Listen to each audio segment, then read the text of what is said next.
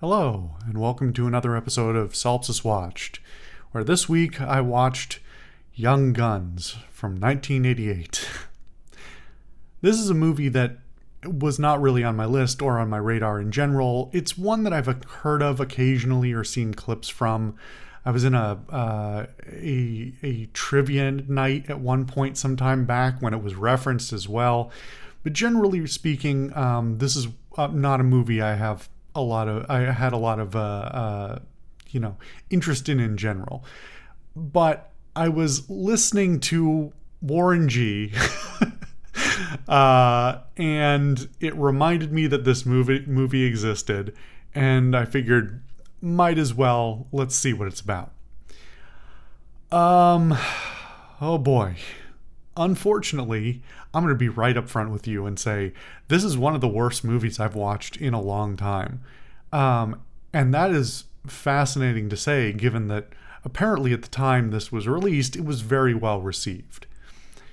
Now, I'm fully recognizing going into both watching this and now talking about it that this is not supposed to be a classic Western in any way, really. We've talked previously extensively about the nature of the Western as it's evolved from its sort of inception to the current day. And I think I may have even said before that the Western was kind of dead in this era. And there are good reasons for that, culturally and historically, that I've also talked about in previous videos.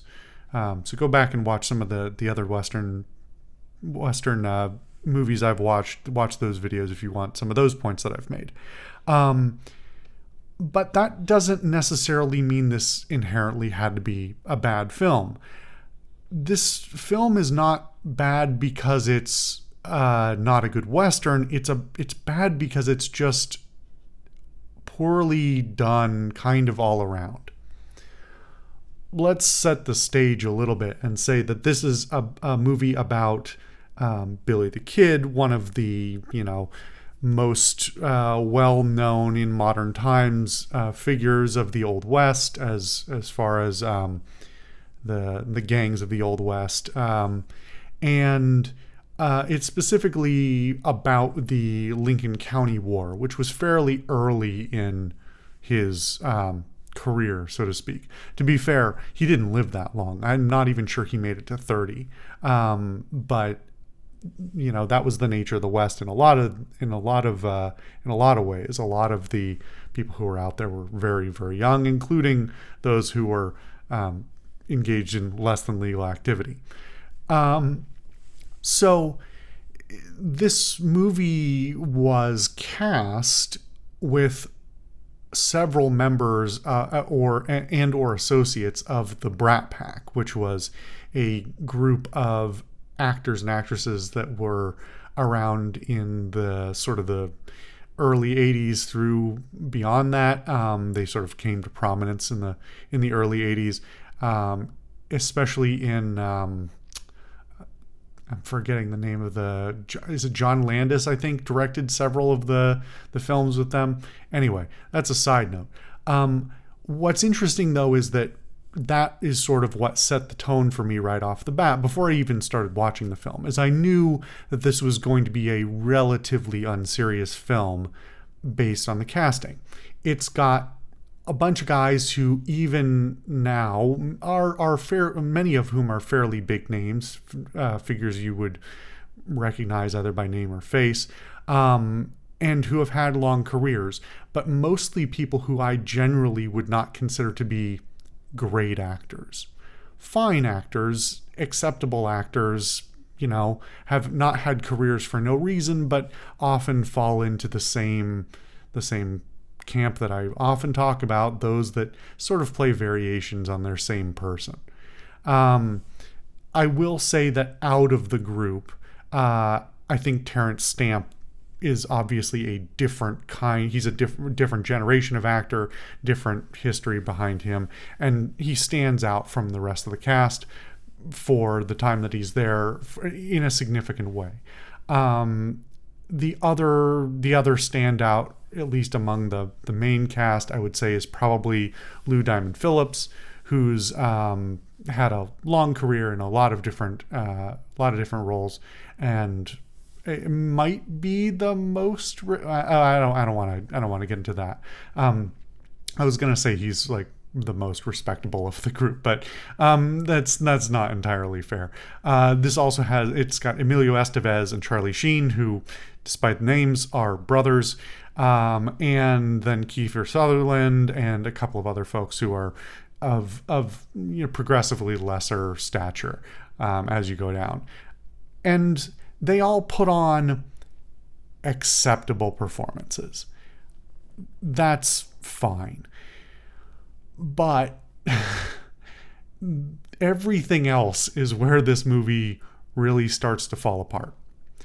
In telling the arc of the Lincoln County War, there's a decent story in there to be told about the nature of the West as it was, political corruption, how money changes people, and then revenge and the blurring of lines between the law, vigilantism, and straight up gang warfare, and none of that is really addressed. It is very cursory in the course of this film. It is used as a framing device only for the most part, and it's not even really ever acknowledged how the gang that our main characters belong to sort of comes to be, or whether they were, what the nature of their association was prior to that. It's framed as though that the beginning of the movie they're like, oh, they're all just ranch hands, but the actual history behind the group and the people they were working for at the time, et cetera, is obviously much more complicated. Of course, it's not going to be fully detailed. This isn't a historical film, a historical retelling or something like that, but they don't even try sort of at their core to tell much about the group. They also don't really engage much in the process of character building, which I think is a huge missed opportunity in a movie that's, especially one that's as long as this one is. If that is one of the hallmarks of various eras of Western films, I would say, is that your emotional engagement in the characters is sort of key to your reading of the film. Whether it is the black hat, white hat era where everything is very cut and dry, or it's further into some of the stories and eras that are a little bit more in the gray, or even ones like some of those ones we've watched before where you're ultimately cheering for what amounts to a villain, because of the nature of the West and the nature of whatever socio-political, economic shenanigans that were going on all over the place throughout that time, and the chaos and unregulation of the entire West. None of that is really touched on. The framework of this film, it's almost an unspoilable film in a way. Like I could tell you what happens in certain scenes that would spoil it. But the arc of the film is so thin that it basically amounts to a group of young men try and get their revenge for an injustice. And that's not even right, because implying it's an injustice blurs or ignores the fact that the movie never even really sets forth that much that they're trying to make something right or something like that. If they're trying to frame the characters, the gang, as being the good guys, then they kind of do a bad job of it, because they don't do a good job of showing that even in their villainy they are righteous, because the people they're up against are evil or something like that. That's barely addressed. The characters themselves are not written or fleshed out in compelling ways that makes you emotionally attached to them very much. And their engagement with other people around them is very limited in its scope.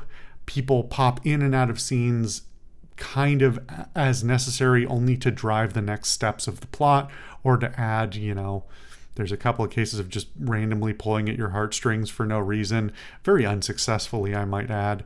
And so it's very unengaging.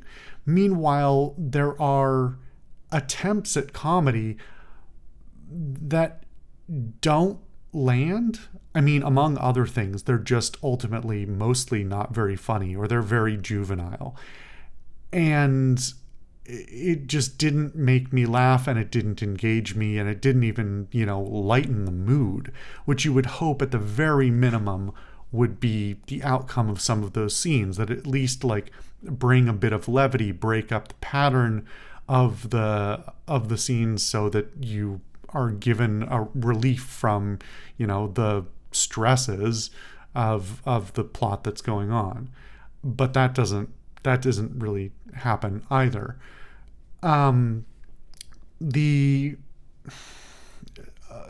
will say that some of the basically all of the characters who are not the main characters, arguably do a better job. And obviously they're naturally given more leeway because they're on screen less, but they're generally better acted, better fleshed out in their limited time on screen. And while I probably couldn't name most of them because there are a lot of them for a film that doesn't care that much about character, they're at least recognizable enough and memorable enough to say, oh, this is how we feel about this, that, and the other character. But the political, all the political and economic machinations going on are not really explored. And for a movie this long, it just kind of drones on. Or it would, if not for the fact that it is regularly broken up by acts of violence. Now, that's the norm for a Western, but there is no sense of pacing to me when it comes to, the scenes of violence and nonviolence. And that's not because it's a gun fest the entire time by any means. It's more that just in the editing or the composition or whatever, they have no ramp up for okay, now we're having a low time where we're sort of making plans or patching our wounds or whatever else, and then we'll ramp back up to this is the next big thing we got to do. The action scenes come out of nowhere, largely out of nowhere, other than just random tension. And after about the third one, it's okay, we're just gonna have another scene here, I guess. And if that wasn't bad enough, if they weren't sort of randomly blindsiding you, they're composed really poorly. The production value on them is not actually that bad, but between the pacing, the acting, and the fact that a lot of the cinematography, especially in the fight scenes, is just atrocious. It's just really poorly chosen. All the shots, the shot reverse shot, way too the framing choices are terrible. There's no close shots, there's no long shots. It's all mid shots to focus on characters. And so trying to get a sense of any sense of direction, this is something that I talk about regularly because people seem to forget about it a lot for some reason. This comes down to not just cinematography, but even things like composing frames in a comic or something like that. If you can't follow the motion that is happening, you can't see, in this case, someone aim a gun in one shot and then the next shot understand without having to overthink it where that gun is, who that gun is aimed at, or which direction it's aimed, or the relative positioning of those characters, that's bad, especially for a movie that is so focused on its gunfights. So it's mostly just these mid shots of people sort of flailing around with weapons, with not a whole lot of idea of who they're shooting, or even sometimes why. So very unsatisfying in that aspect. This really got me thinking ultimately, like, this was not, it showed from about 20 minutes in that it was not intending to be a Western at all. In the same way that I say, well, okay, let me not bring up that can of worms. This is not a Western just because it's set in the Old West. It's missing just way too many of the genre hallmarks from any era of Western for me to call it that. This is an 80s D movie, action D movie with a Western coat of paint on it. And given the number of action movies, low budget action movies that were coming out all through the 80s, for this to be the standard that was being looked upon favorably in 1988 of all times, which is borderline the 90s in terms of, cinematic timeline, this is bad. It's doing a bad job. It's not a Western. It's doing a bad job of being an 80s action film. It's not cheesy or funny enough. It doesn't have satisfying shots. It's like some of the worst shots in the film are in the very final fight. I don't think it's a spoiler to say, I think everybody can expect that this movie ends with one final bit of combat, and it's done terribly. Like, that's the worst scene, in the longest fight scene and the worst one in the entire film. And some of the final shots of that scene are some of the worst ones in the film. I was already like checked out and not enjoying it, but I that is the time I laughed at the film, when I was just like, is this a joke? But the rest of that scene tonally was not funny, not meant to be funny at all, as far as I could tell. It wasn't even cheesy enough. It tried to be cheesy in a couple of moments and wasn't. It was just bad.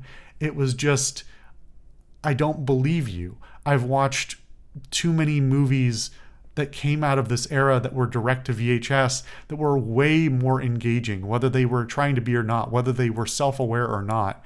And this isn't one of them. This isn't good enough to have been as popular as it was, or as well remembered, in a limited sense, as it is. I'm so confused by the success of this production. And frankly, I have to chalk a lot of it up to the cast. So many of these actors are, were or are big names. At the time, they were, young, and a lot of them were considered to be, icons, attractive young men, that sort of thing. Although a lot of them were not that young at this point. I think they were mostly in their 30s. I think almost all of them, if not all of them, are into their 60s now. So they're, they were, largely popular young actors at the time, and I have to assume that was doing a lot of lifting for the success of this film. I just don't see how this could have been fondly looked upon as a Western or as an action film even. And it's just sloppy all around. What are some other notes? The cinematography, like I said, is just really pretty bad across the board, and especially in the fight scenes. But in addition, the score is, at best, you don't notice it. At worst, it's completely atonal. And I don't like there's one song in particular in the last third of the film, I want to say, that was just so glaringly out of place in its, not only its instrumentation, but the key that it's in. Like, it's just inappropriate. It's like this had to be composed for a scene with a completely different tone for it. Otherwise, this wouldn't make any sense, and it doesn't make any sense. But then there's yet another one, I think in the final action scene, that is also just bizarre. It doesn't even if it, like, I was listening to it going, okay, let me imagine this without all the Western aspects. Does it fit better? No, it doesn't even fit in like a crappy direct to VHS 80s film, 80s action film. It doesn't work there either. It's so weird. The soundtrack is just bizarre. And as I was reading up on this, I also found out that apparently James Horner was supposed to do the score, but was fired or rejected. His score was rejected from it, and they hired somebody else, which is just hilarious because James Horner is pretty well respected, especially these days. And I can't imagine what could have been much worse than this. It's rough. It's real rough. Is there anything else I have to say about this? I don't really think so. It's just it's a bad Western. It's a bad action film. You could watch the first 15 minutes of it because that's the best part of it and has some of the best, most engaging scenes and things that is actually what, kept me watching it in the first place, is because I was actually very engaged. And then the inciting incident happens, and everything after that, you can just turn it off. It is free to watch online these days, so you can feel free to check that out if you feel compelled for some reason after all of this. But man, that was a really, really poor showing for a film. Yeah. Anyway, I don't know what's going on with people's nostalgia. I'm sorry if this is a film you love, and feel free to leave as usual, your well-metered and respectful criticism and disagreement in the comments. But I just don't get it. It's so weird. Anyway, thank you guys for watching another episode of Solipsist Watched. I'll see you guys next time.